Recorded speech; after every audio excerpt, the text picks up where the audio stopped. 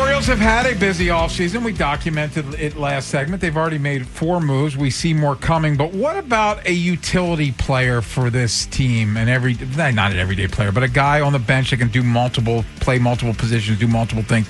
How important a need is that for this baseball team? Well, I think it's significant. They obviously thought a lot of Rizzo Ramon in that sort of role, and they even did play him at shortstop occasionally. He's still out there, right? He's out there. The Razor's larking. I think at this point, again, like Gold Glove. If you got a $30 million first baseman, then it shouldn't be above you to have a utility guy making $5 to $8 million, what they would have gotten out of a Frazier to play second base every day for 3/4 of the year before you flip him at the deadline. And there are a couple names out there that sort of interest me.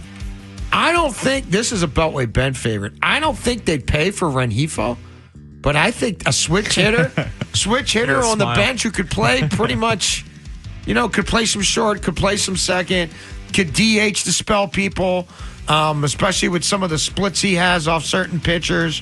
He's got some power. Now look, Spotrac's projecting $10 million. He made $9 million last year. I mean, is it too rich for their blood? I don't know. Should it be? I don't know. And IKF's kind of interesting to me, too. Yeah. He can still run some. You could plug him in all over the place, infield, outfield. With the division. Mm-hmm. Like, I don't know that, like, the Jeremiah Jackson thing, that was a great story and all, but, I was going to get to that. I don't know that that's going to be good enough. Well, that's kind of my question is... Doesn't your utility guy be able to play the infield and the outfield? But here's what I'm interested in. You bring up the $5 to $8 million, that shouldn't be, crazy talk for them. How do they view this moving forward? Because in years past, that was the Razor, that was Jorge Mateo, guys that are making really 2 to 3. Exactly, not that much money in arbitration. Jackson, of course, he's not even close to arbitration eligible. How do they view that position in terms of dollars spent? Are you going to be balling on a budget? Do they roll with the Jackson, or do they have a legit guy? I think you need to have somebody else who can play major league at the play shortstop at the major league level. I think so too. They put Westberg there for a couple times. It didn't look. No. Jackson, no. He's still got a ways to go at second base. So I mean that. Look, hey, Jorge Mateo's still out there. I mean, I think that ship probably sailed. Yeah, but if they get a 1 year, $1 million, I don't know. But he at least can play shortstop. But I think having a guy who has something in his toolkit that sets him apart beyond playing multiple positions. And again, I think multiple positions should include short for this team's purposes. Either, to me, you want to have a superpower like Rengifo's a switch hitter, or you want to have, plus speed. Well, you bring up a good point. In fact, they need someone that can spell gunner, because that's something that we talked about for years now, how... Give him a day off, have him DH every now and then, because he was just pretty much every single day at shortstop. So I think having that ability, they got to bring in a guy that can play short. I am curious, and we will never know the answer to this, but what do they actually think of Jeremiah Jackson? He was a fun story at the end of last year, but we're beyond fun.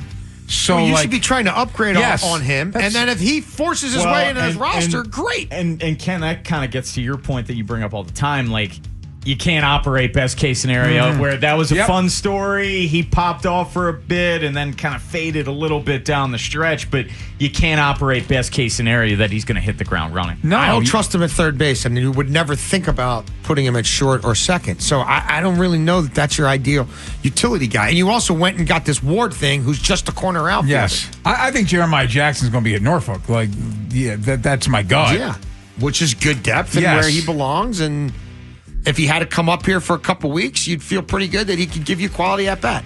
So, and let him play the outfield every day in Norfolk, because he never played the outfield until they put him there for the first time in Wrigley Field on a windy day. That was fun. But yeah, I think they need Now look, could it also be it ends up being like a Velasquez type and he's at AAA, and then if something happens, you want to call him up and he's your shortstop? They've liked to do it that way too. But I don't know. You're going to need an infield utility guy on this team somewhere. And again, I'd prefer that he could play some short, and I'd prefer he's either a switch hitter or he can run. IKF's a fascinating guy because he can play short, he can play outfield, and he can handle a bat a little bit. And he's not going to cost you a lot of money. They project him to be Spotrac's projecting Jorge Mateo to be 3.1. They're projecting the Razor 5.9. They're projecting IKF 5.3. You're getting IKF less than the Razor. I think I'd rather have IKF. I mean, again, than the their Razor. projections are often wrong. Yeah, but it's just apples to apples. That's what they have. No, I mean it's definitely an interesting thought because obviously we're all so focused on pitching. Where this is a sneaky need for sure. Oh, I think it's a straight up need. I don't think it's sneaky at all. I think. Look, we've gotten so caught up in all the platoons and how screwy the lineup has been and how screwy the overall defense has been that we've never even looked at how bad these benches have been. Mm-hmm. And again, we're back to allegedly, he said AL East or bust, which is kind of like World Series or bust. Because then he came back and said, well, if you're winning the AL East, you're a World Series contender. Yeah. So if that's the standard, then the bench better not be just a hodgepodge of let's try this, let's try that, let's see if he can do this, let's see if he can do that.